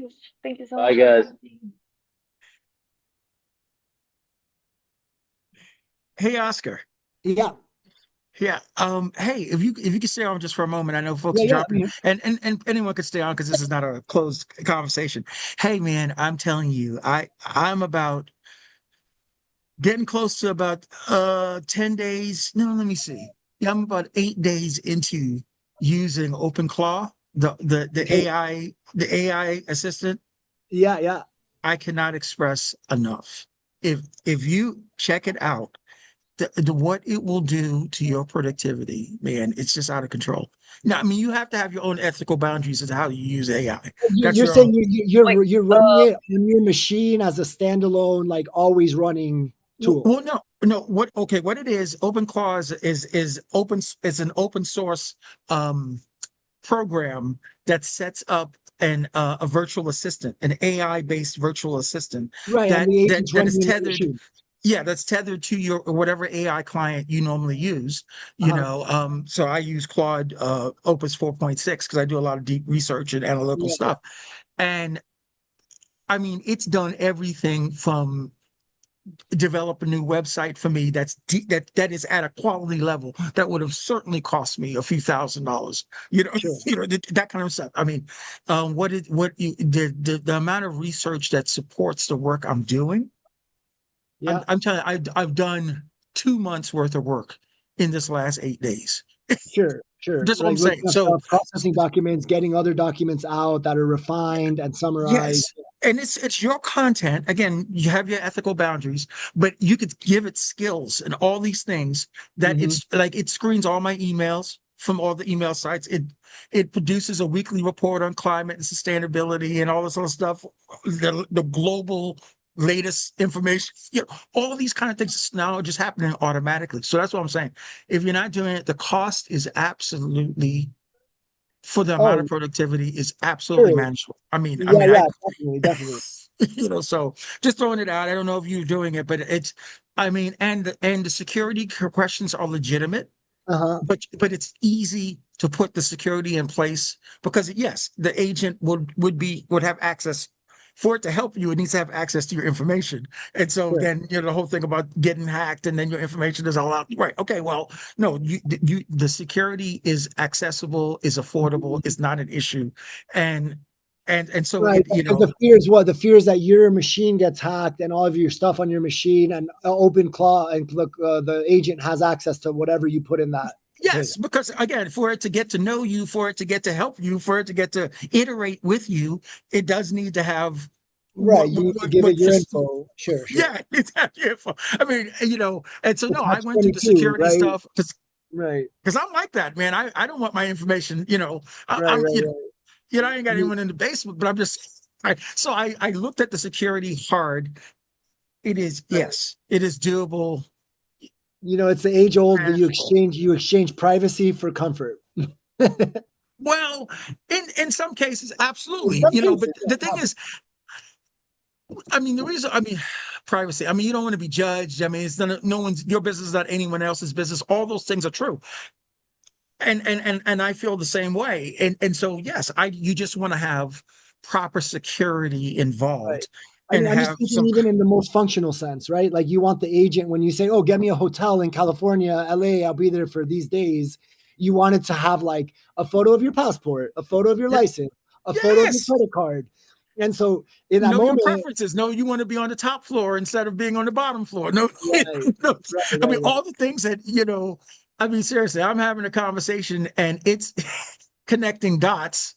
I mean, seriously. I mean, it was last weekend, and it said, "Hey, this is your anniversary. Tell Nikki, my wife, that I said hi." So I didn't even talk about Nikki. And it it can be creepy. Yeah, it can be a little creepy, but it's again with the security in place, it's like yeah.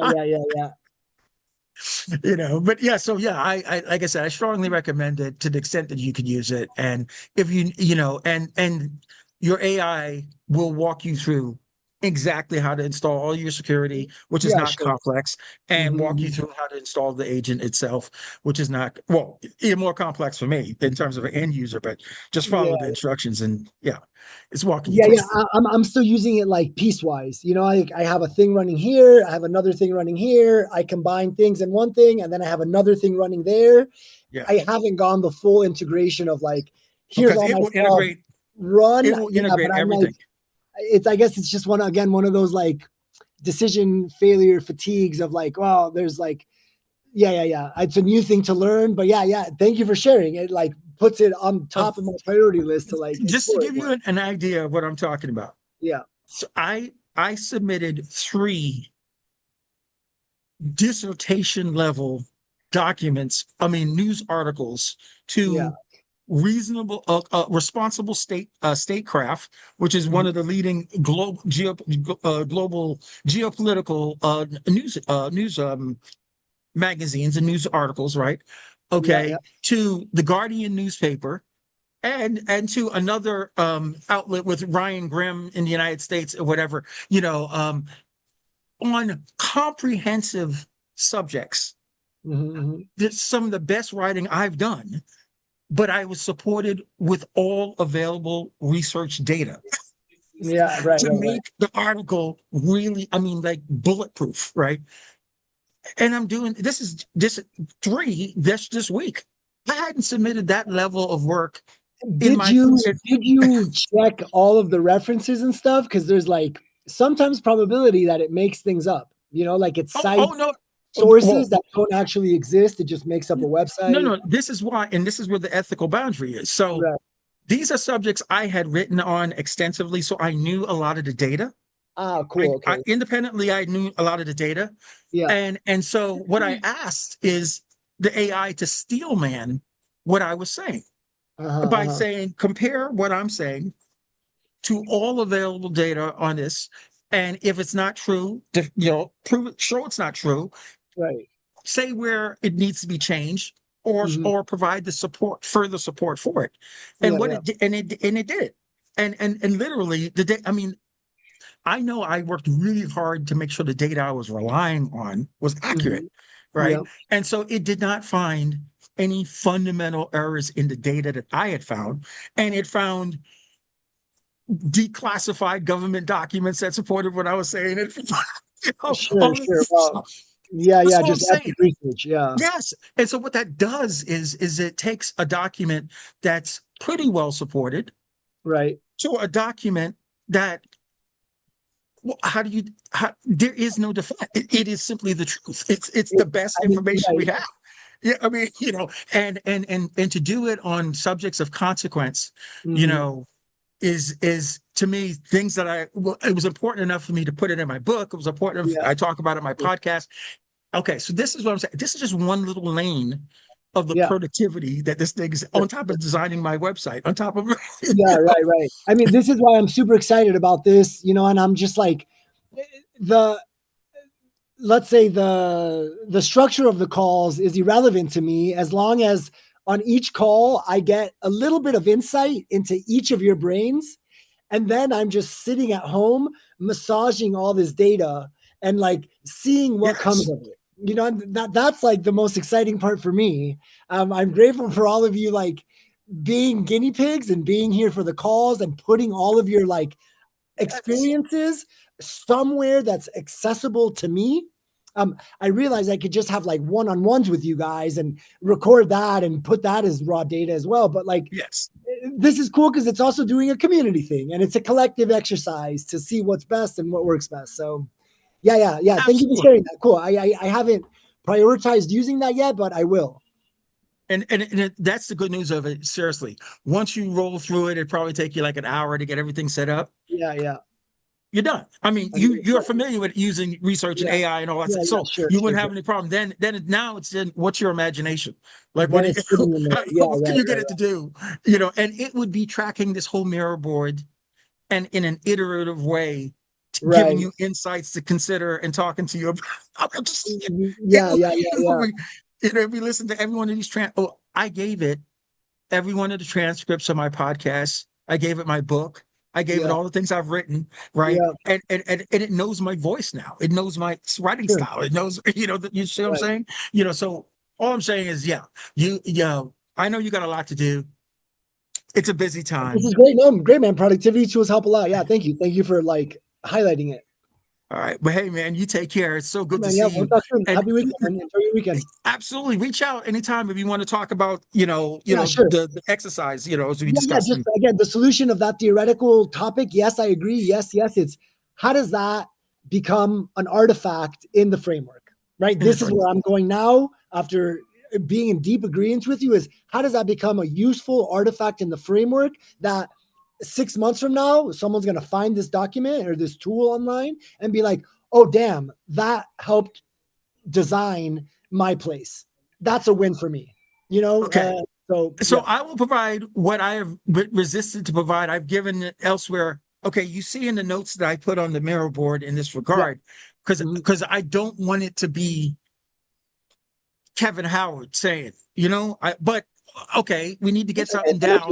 It's an exercise we're all bringing to the table. Right. Yeah. But I will do that because, the process I'm using starts with, what are the necessary conditions for being human? What is absolutely necessary? Because what is absolutely necessary is true for all of us. I mean, you have to start there. And then you build the nice to haves off that. But let's start with what is necessary, right? Because there's no dissent here. There can't be. There shouldn't be. Like a guiding exercise for like the 10, 20, 30-minute exercise that guides people through getting into that mindset and listing that is, I think, the first step. Yeah. And then going from there, because if we tether it there, it gives our creativity a limit. Because our imaginations, again, we create constructs that don't necessarily don't exist in reality.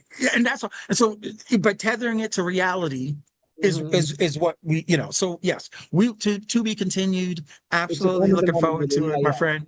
You take care. Have a great rest of your weekend. We'll talk soon, Kevin. Sure thing. Bye now. Bye. Do fast takeoff or open claw or whatever it's called. Tidora said, don't do fast takeoff or open claw. So I'll make sure I read that. Okay, guys. Thank you for the call. Ian, any last remarks? Oh, I just wanted to get Kevin's podcast. I really like his vibe, but I just missed him. Oh, damn. I have it here. I have it. I can text it to you. Cool, man. Did you send me a message on Telegram? No. I'll do that now. I got you right here. Sweet. I'll send you the link also for our roadmap. Yeah, cool. Dude, but in a nutshell, we broke it down. There's like a couple of realities that happen with I reverse engineer for what's our end goal. Our end goal is regenerative neighborhoods around the world, all interconnected and supporting each other to give people an alternative to society, right? A few steps before we get there, it's building not just one, but multiple of these places. A few steps before that is building the first place, or finding and connecting and being a part of a place that fits that requirement.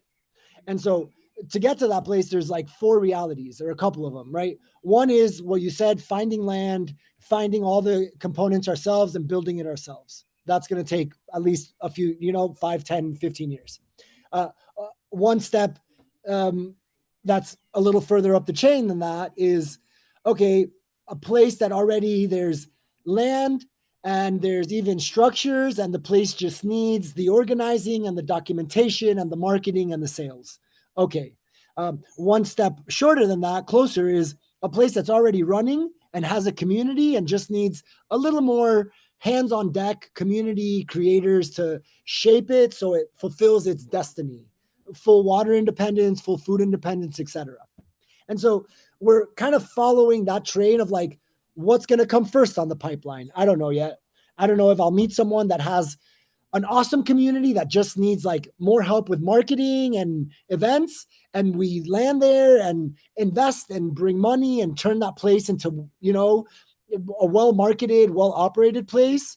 Or does it look like 7 people from this call all go, oh, well, I'm down. That place sounds awesome. Let's all invest and do this thing together. It can be anything at this point.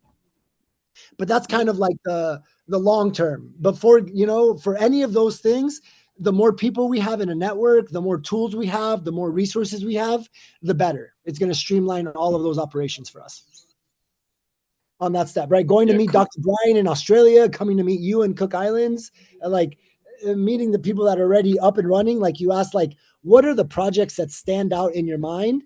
And dude, the tough answer is like, there isn't one that I'm like, wow, I'm all in. Not yet. I know there's ones that like, I'm like, okay, if I went there and was there for the next 2 years, putting my full effort and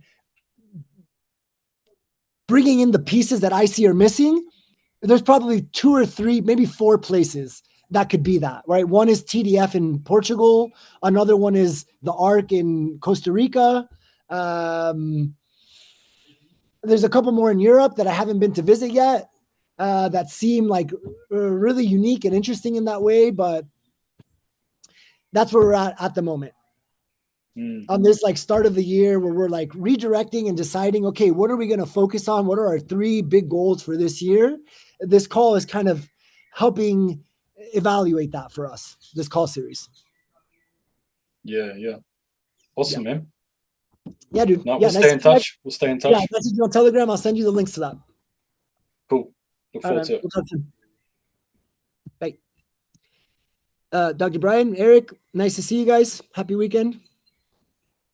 Good luck with your visiting this project and landing this energy thing. Did you see the message? Some who put this? I missed the message. It was actually me. I was super interested in the battery program. You said an abundance of energy. We're definitely wanting to move in that direction. Yeah, Giuseppe also messaged. He's like, oh, I have an energy storage system for Dr. Brian. And he shared his number. Well, that's good. Is it in the chat here? Yeah, it's in the chat. Let me... So we're using the home energy storage credit from Australia. And as long as you have permission from the owners, there's usually a way to make it work. As long as it's about one energy storage system per meter. Ian, are you in Australia? Please see the video that I put in the chat. It was a challenge, another challenge that I present this work, and it uses a flywheel to store energy and to direct the photocell model direct to the perpendicular direction of the sun. Okay. It is in Portuguese. I am a Brazilian, but there is a legend in English. Thank you very much. Thank you. Yeah, I mean, our LFP batteries are coming in around $50 per kilowatt hour. I haven't seen any flywheels that were within an order of magnitude of that, but if you have a lower cost metric, feel free to let me know. Cool. That's great. All right, guys, I'm jumping off. A pleasure to see you guys. We'll talk soon. We're in the group chat. Bye. See you guys. Peace out. Is it peace out or please out? I don't know. Let's see.